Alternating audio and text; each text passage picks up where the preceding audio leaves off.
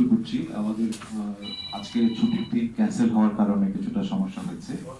কেউ কেউ রাস্তায় আছে, তারা যোগদান করবেন। আমরা আমাদের অনুষ্ঠান শুরু করছি এখন। আমি অনুরোধ করছি শুরুতেই শেখ খোকনকে তার প্রবন্ধটি উপস্থাপন করার জন্য।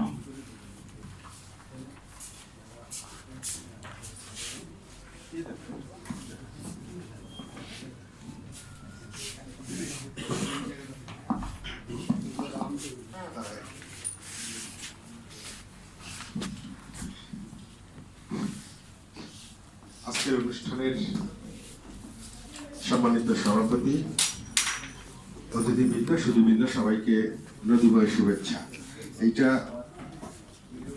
আমার যদিও দুদিন ধরে জ্বর ছিল, আমি একটু তারপরেও এর মধ্যে আমাদের সহযোদ্ধা সংগঠন লঙ্গর এবং আমার বন্ধু সুমন শামস, তাদের সঙ্গে সংহতি প্রকাশের জন্য সামান্য শরীর খারাপ নিয়েও আমি চেষ্টা করেছি যে এই প্রতিপাদ্য অনুযায়ী কিছুটা লেখা। এটা একটা 4-5 পৃষ্ঠার কাগজ। এটা আপনাদের আশঙ্কার কোনো কারণ নেই যে আমি এটা পুরোটা পড়ব।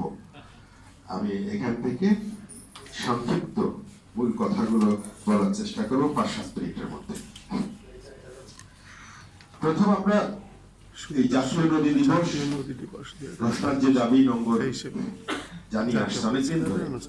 আমি একেবারে গোড়া থেকে জানি এই ইতিহাসটা। সেখানে রিভারাইট পিপল এবং অন্যান্য সংগঠনের পক্ষ থেকে আমরা নিঃসন্দেহে সংহতি জানাই, সমর্থন জানাই এবং একটা জাতীয় দিবস, নদী দিবস আমাদের থাকা দরকার, এটা আমরা মনে করি।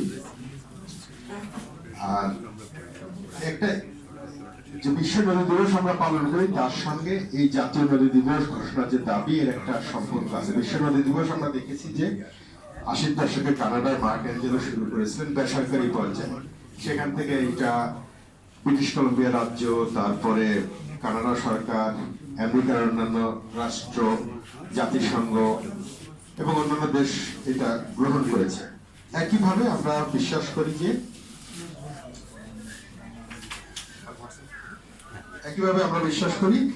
এই যে জাতীয় নদী দিবস ঘোষণার যে দাবি নম্বর তুলেছে, যেখানে অন্যরা সমর্থন দিচ্ছে, সম্মতি জানাচ্ছে, সেটা রাষ্ট্রীয়ভাবে গৃহীত হবে বিশ্ব নদী দিবসের ইতিহাসের মধ্যে। আরেকটা বিষয় গুরুত্বপূর্ণ যে আমাদের দেশে বিভিন্ন রকম দুর্যোগ আছে। এর মধ্যে ঘূর্ণিঝড়ের কথা বাদ দিলে বাকি বেশিরভাগ দুর্যোগ আমাদের নদী সম্পর্কিত। আমরা বন্যার কথা বলি, নদী ভাঙনের কথা বলি, খরার কথা বলি, ফসল হানির কথা বলি, মৎস্য সম্পদ বা জীববৈচিত্র্য কমে যাওয়ার কথা বলি। বাংলাদেশের প্রেক্ষিতে ঘূর্ণিঝড় ছাড়া বাকিগুলো সব নদী নির্ভর। তার মানে প্রত্যেকটা দুর্যোগের একটা জনগণের উপর বেশি যায়, কারণ আমাদের এই সভ্যতা, সংস্কৃতি এগুলো যেহেতু নদী নির্ভর, আমাদের বসতিগুলো যেহেতু নদী অববাহিকায় গড়ে উঠেছে, এই দুর্যোগের ভার নদী নির্ভর জনগোষ্ঠীকে বেশি পোহাতে হয়।